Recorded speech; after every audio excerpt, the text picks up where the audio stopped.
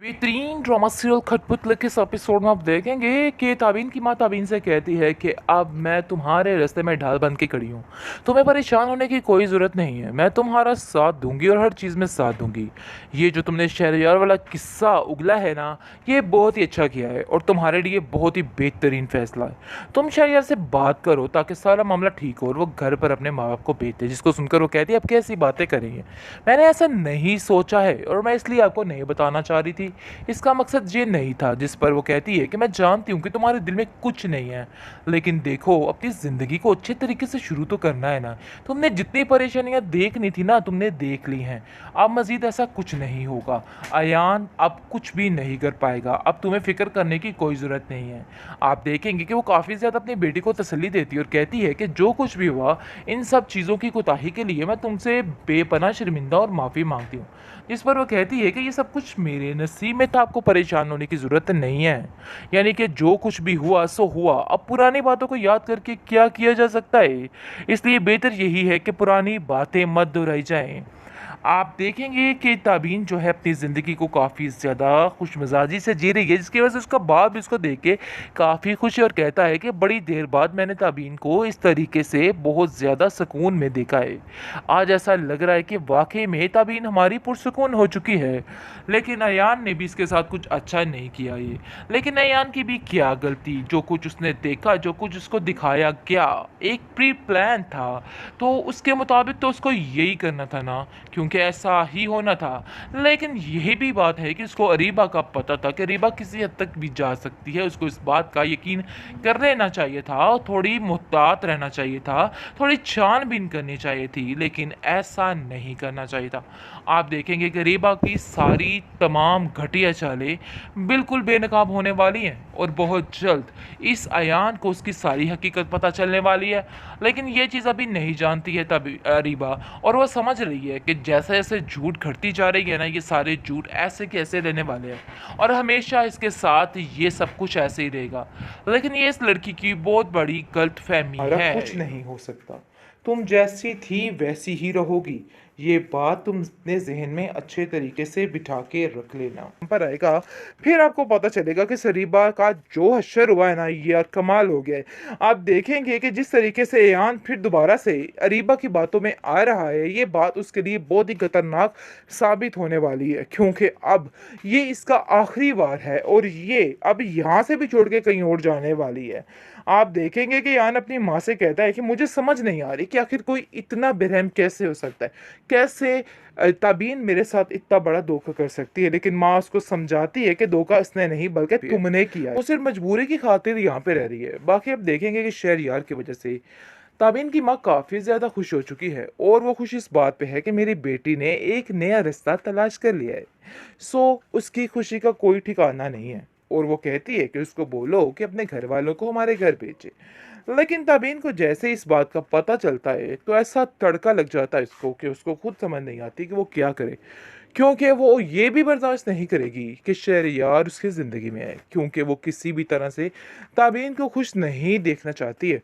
वो बस चाहती है कि हर वक्त उसको तकलीफ में देखे। लेकिन जी क्या हो सकता है, क्योंकि अब जो कुछ होना था सो हो गया। अब सिर्फ और सिर्फ इस अरीबा के बुरे दिन स्टार्ट होने वाले हैं, इसके अलावा कुछ नहीं। बस तैयारी पकड़ लो अरीबा, क्योंकि अब से तुम्हारा बुरा वक्त शुरू। टिक टिक टिक। यस, क्योंकि अब तुमने जो करना था सो कर लिया, लेकिन मजीद अब ऐसा कुछ भी नहीं होगा, सिर्फ तुम्हारी तबाही ही होगी। बहुत मुबारक हो नाजरीन, क्योंकि मान चुकी है हमारी ताबीन मैडम इस रिश्ते के लिए और शहरयार के साथ काफ़ी ज़्यादा हैप्पी शैप्पी नज़र आ रही हैं, जैसा कि आप देख रहे हैं कि कैसे उनकी देखभाल की जा रही है।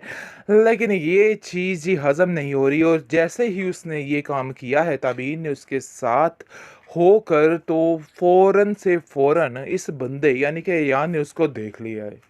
कैसी बात है, कैसा इत्तेफाक है कि अयान को देख के तो ऐसा धचका लगा है ना, उसको पता चल गया कि आखिर कहीं ना कहीं किसी कोने में ताबीन ज़रूर छुपी हुई है।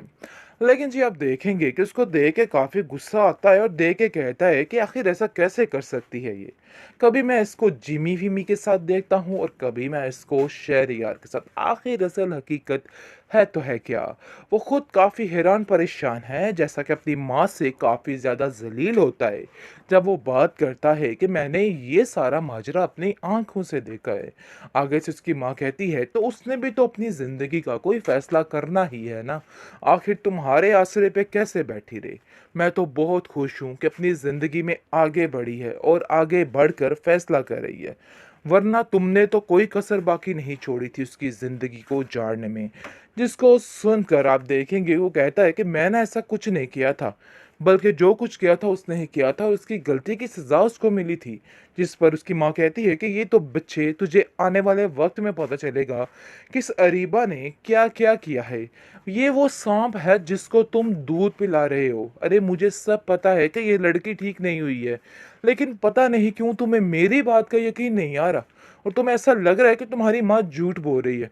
जिस पर वो कहता है कि ऐसी कोई बात नहीं है, आप बिला वजह टेंशन ले रही हैं। अरे अरीबा ऐसा नहीं कर सकती है। ताबीन उसकी बहन है, आखिर कोई अपनी बहन के साथ इतनी गिरी हुई हरकत कैसे कर सकता है।